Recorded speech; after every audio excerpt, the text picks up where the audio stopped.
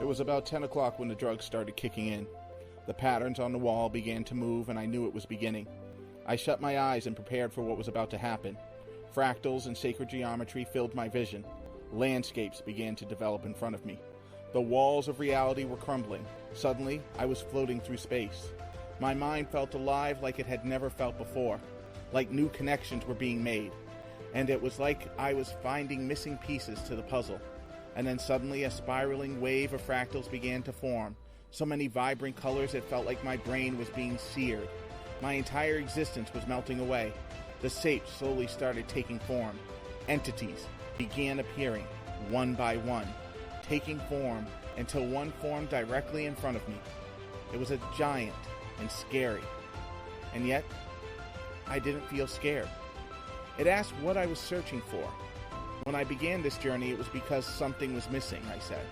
And now, it asked. Suddenly the world began to melt again. The entity started shaping and forming, changing itself, until we were in this amazing room, and it pulled back the curtains. And I had to sit as I saw this stream of gold flowing like a river. Things suddenly made sense in a way that they never did before. I understood life and its meaning and its interconnectedness of all things. In this realm, in this moment, there was absolute peace.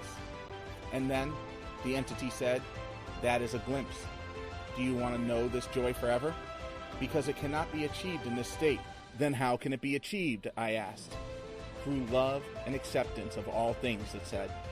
And then its form began to devolve.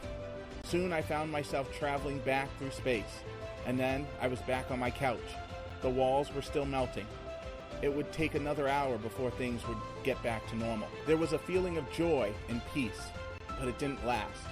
Once the drug goggles came off, I was back in the real world.